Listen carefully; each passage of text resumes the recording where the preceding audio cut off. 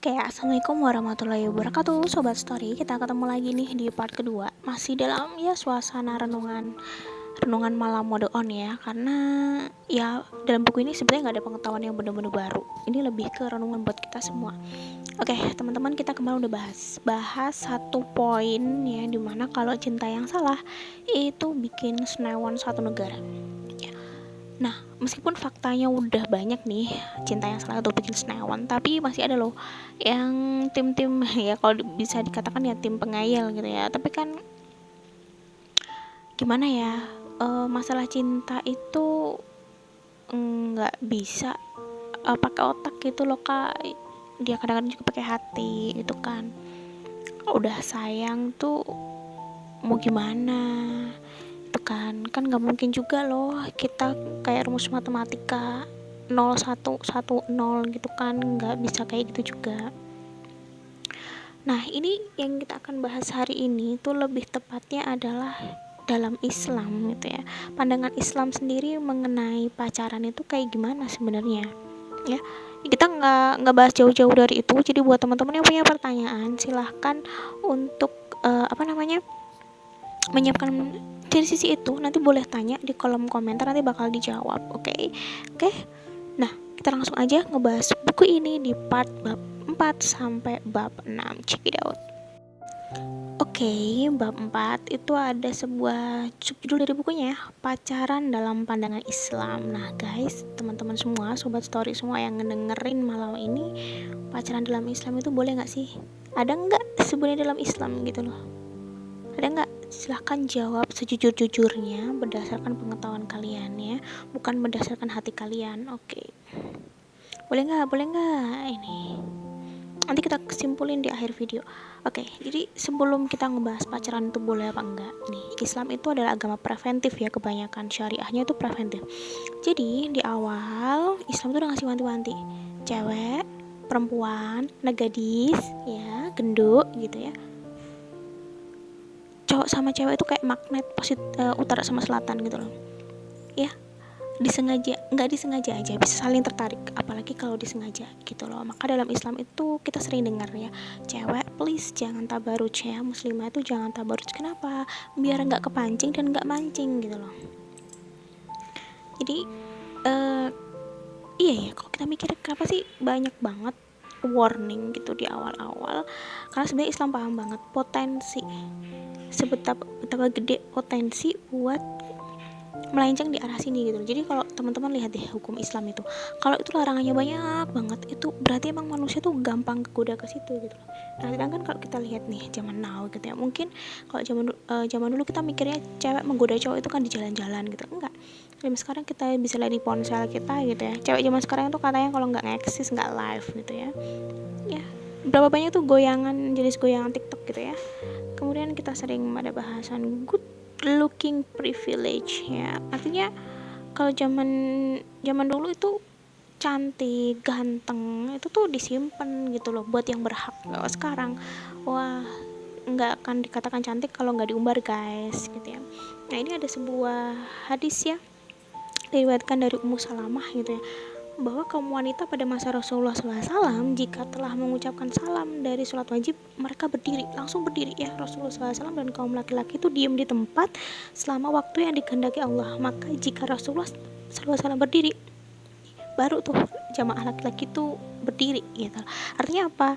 Segitunya loh guys, cewek zaman dulu ya, para muslimah zaman dulu itu malu ya, punya malu. Zaman sekarang itu kalau bisa ngeksis ngapain malu sih gitu ya, kalau malu nggak makan gitu ya.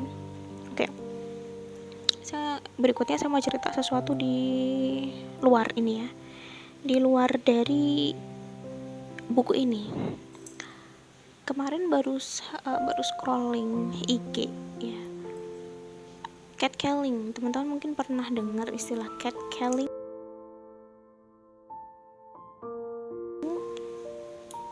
dipanggil sweet gitu loh, hai cewek, assalamualaikum Bu Haji gitu ya. Zaman dulu tuh masih kayak gitu, dan itu kebanyakan cowok catcalling kepada cewek ya, yang bisa dikatakan itu pelecehan verbal gitu kan.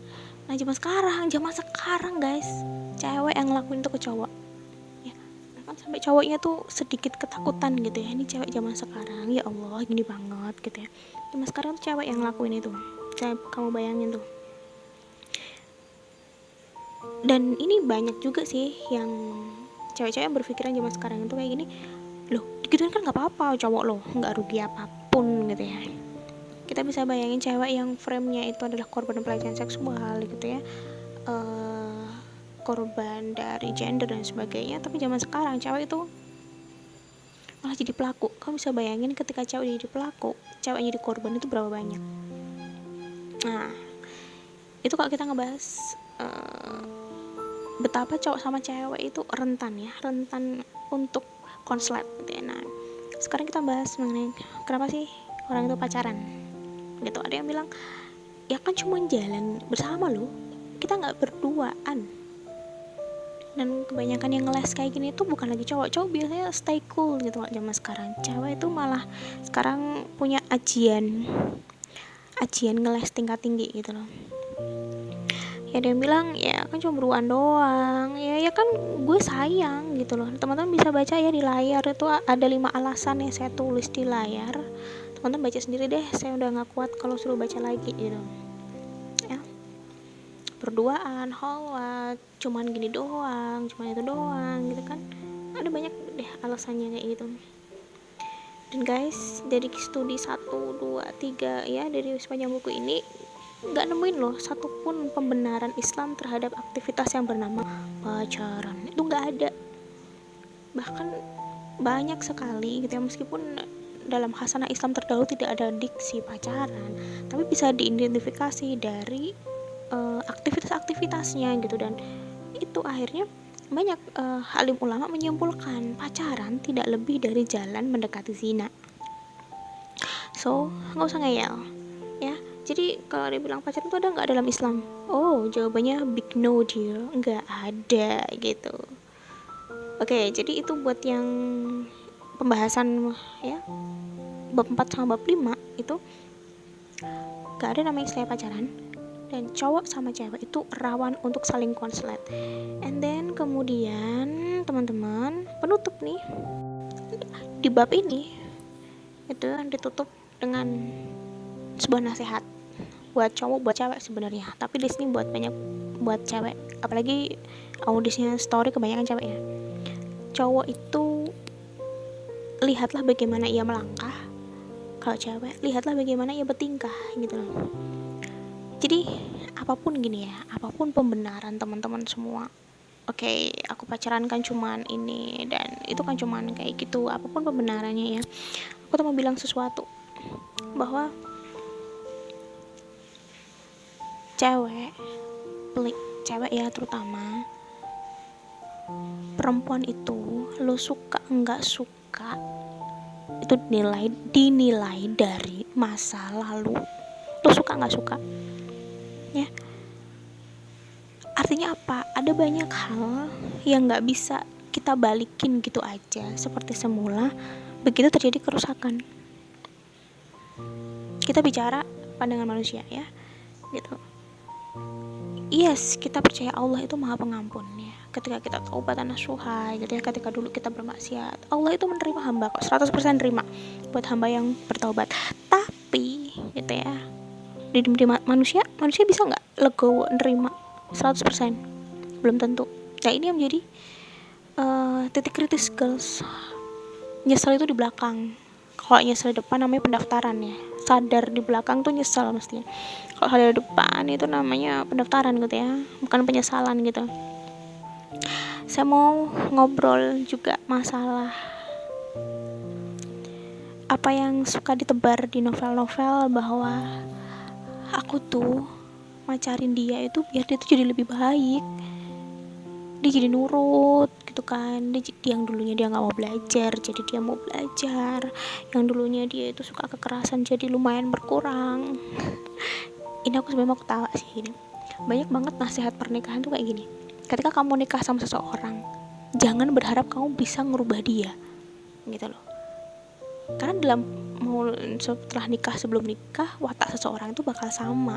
Jadi kalau berharap seseorang itu bakal berubah hanya karena dia cinta sama seseorang, siap-siap kecewa dir ya, siap-siap kecewa aja sih, siapin hati ya gitu.